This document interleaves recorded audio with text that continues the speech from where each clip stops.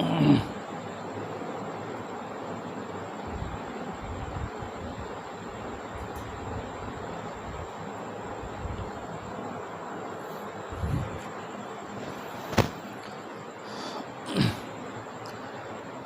Guys, आपका फिर से स्वागत है इंग्लिश मित्र में। आज हम पैसिव वॉइस की अगली कड़ी में आए हैं। फिर से आपको बताने आए हैं पैसिव वॉइस का अगला पार्ट।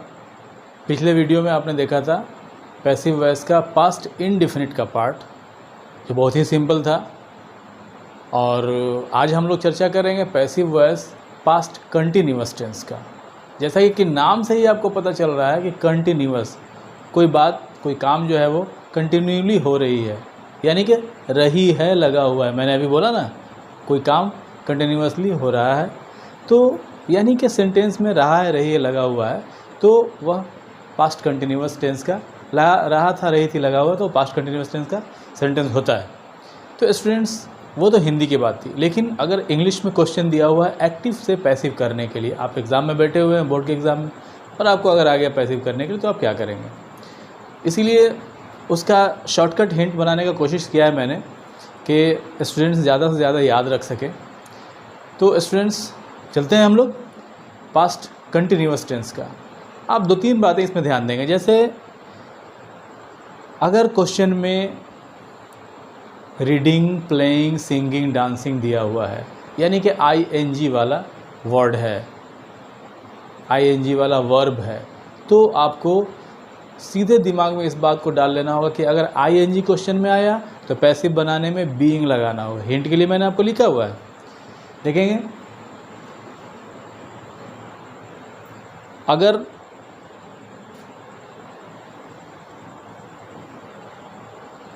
अगर आपको सिंगिंग दिया हुआ है, जैसे सिंग आपका मेन वर्ब है, सिंग आपका मेन वर्ब है, उसमें ING लगा हुआ है ना, ING लगा हुआ है, तो आपको करना क्या है, जो पीछे था उसके बदले में बीइंग लगा देना है आपको। और सिंग, जैसा कि आपको पता है कि पैसिव वॉइस में वर्ब का थर्ड फॉर्म ही इस्तेमाल करते हैं हम, तो सिंग का V3 संग आप इस्तेमाल करेंगे। ठीक है स्टूडेंट्स, देखेंगे सिंगिंग था, आपने ING के जगह पर बीइंग किया है, उसके बाद सिंग का V3 संग कर दिया है। ये हमेशा याद रखेंगे, बहुत ही इम्पॉर्टेंट है। अगर इस चीज़ को आपने याद रखा तो बहुत आसान हो जाएगा आपको पैसिव वॉइस बनाना, क्योंकि रूल तो सब वही है जो आपने प्रेजेंट कंटिन्यूअस में रूल पढ़ा था, वही रूल यहाँ भी है। देखेंगे तो स्ट्रक्चर में है ऑब्जेक्ट वाज वेयर, उसके बाद बीइंग, ये बीइंग जो है आपने यहाँ लगाना है, उसके बाद वर्ब का थर्ड फॉर्म बाय और subject. Example, he was eating mangoes, question में है ही वाज ईटिंग मैंगोज। जब आप बनाएंगे पैसिव इसका तो ऑब्जेक्ट को पहले रखेंगे, जैसा कि आपने पहले भी बनाया है, ऑब्जेक्ट को पहले रखेंगे, यानी कि मैंगोज को पहले रखेंगे। और चूँकि यहाँ पर मैंगोज प्लूरल है, तो अब की बार आपको वेयर रखना पड़ेगा। ऐसा नहीं, बहुत सारे स्टूडेंट ये करते हैं कि जो क्वेश्चन में दिया हुआ होता है ऑक्सिलरी वर्ब, उसी को पैसिव वॉइस में कर देते हैं, तो आपको गलत भी हो जाता है, वैसे में कहीं कहीं सही भी होता है। तो ये मेनली आपको देखना है कि ऑब्जेक्ट क्या है। अगर ऑब्जेक्ट हमारा प्लूरल नंबर में है तो हम वेयर का इस्तेमाल करेंगे, अगर ऑब्जेक्ट सिंगुलर नंबर में है तो हम वाज का इस्तेमाल करेंगे। क्वेश्चन में चाहे जो कुछ भी दिया हुआ हो, वाज दिया हुआ हो या वेयर दिया हुआ हो, उससे मतलब नहीं है। हम जब पैसिव बनाएंगे तो हमेशा ध्यान देंगे कि पैसिव बनाते समय अकॉर्डिंग टू ऑब्जेक्ट हमें वाज या वेयर रखना है। अगर ऑब्जेक्ट प्लूरल है तो वेयर रखना है, ऑब्जेक्ट अगर सिंगुलर है तो वाज रखना है। तो देखेंगे स्टूडेंट्स, इसका पैसिव जब बनाया गया तो mangoes were being eaten by him. यहाँ पर देखेंगे ईटिंग को 2 हिस्सों में तोड़ा गया, यहाँ से यहाँ तक ING वाले को बीइंग लिखा गया है और ईट का थर्ड फॉर्म ईटन लिखा हुआ है, ध्यान देंगे। और यही फॉर्मूला हर जगह आप फॉलो करेंगे। जैसे नेगेटिव कर दिया गया है, बहुत सारे स्टूडेंट नेगेटिव में कंफ्यूज करते हैं। पिछले वीडियो का कमेंट में आया था कि सर नेगेटिव वाला समझ नहीं आया, एक बार फिर से बताएंगे। तो नेगेटिव का आपकी और मैंने स्ट्रक्चर अलग नहीं लिखा है, बस इसी स्ट्रक्चर में समझने के लिए किया गया है कि आप आसानी से समझ जाएं। तो कुछ भी नहीं करना है स्टूडेंट्स। देखेंगे नेगेटिव का, देखें जैसा क्वेश्चन था, they were not looking a picture. Question है they were not looking a picture. तो जब आप बनाएंगे अ पिक्चर वाज, यहाँ पर दे के अकॉर्डिंग वेयर लगा हुआ था, लेकिन जब आप पैसिव बना रहे हैं तो ए पिक्चर के अकॉर्डिंग में वाज लगाएंगे। A picture was not, auxiliary verb के बाद ही नॉट डालना है, ये कंफ्यूज नहीं होना है। A picture was not being looked bye them, देगा पैसिव आपने कर दिया देम। अगर इंट्रोगेटिव का क्वेश्चन आ जाए तो क्या करेंगे? बिल्कुल सिंपल है, जैसा कि आप पहले बनाते आए हैं। उसके लिए आपका हिंट लिखा हुआ है, स्ट्रक्चर आपका मैंने लिखा हुआ है। वाज वेयर को पहले रखेंगे, उसके बाद ऑब्जेक्ट रखेंगे, फिर बीइंग, वर्ब का थर्ड फॉर्म, बाय और सब्जेक्ट। एग्जाम्पल देखते हैं स्टूडेंट्स। जैसे क्वेश्चन है was Mohan singing a song, was Mohan singing songs, ये समझने के लिए है। अब की बार देखा जाए, यहाँ तो क्वेश्चन में वाज लिखा हुआ था, जब आंसर है तो वेयर लिखा हुआ है। देखेंगे वेयर है, ये वाज तो इसलिए था कि ये मोहन सिंगुलर था, लेकिन जब हम पैसिव बना रहे हैं तो अब की बार मोहन के जगह पे ऑब्जेक्ट आ गया सॉन्ग, तो सॉन्ग जो है वो प्लुरल है, सॉन्ग्स लिखा हुआ है।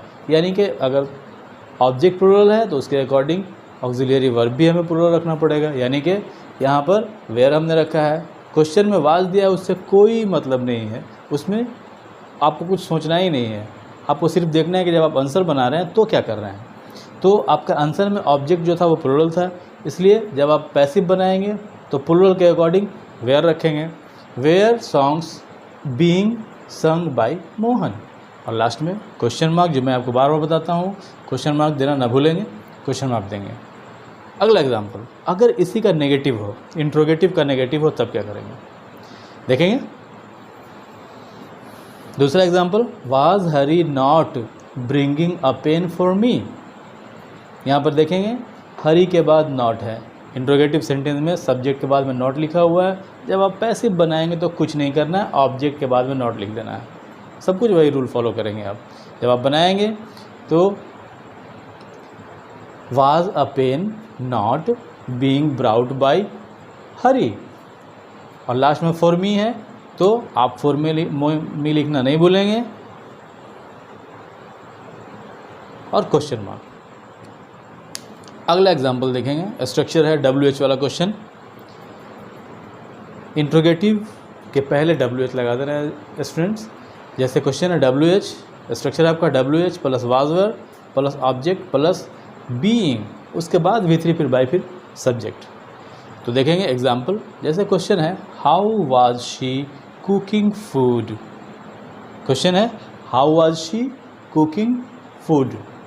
जब आप पैसिव बनाएंगे तो हाउ था तो हाउ ही आप लिखेंगे, और चूँकि शी सिंगुलर था इसलिए यहाँ पर वाज लगाया गया था। अब की बार फूड है वह भी सिंगुलर है इसलिए वाज लगा हुआ है। How was food being cooked bye her.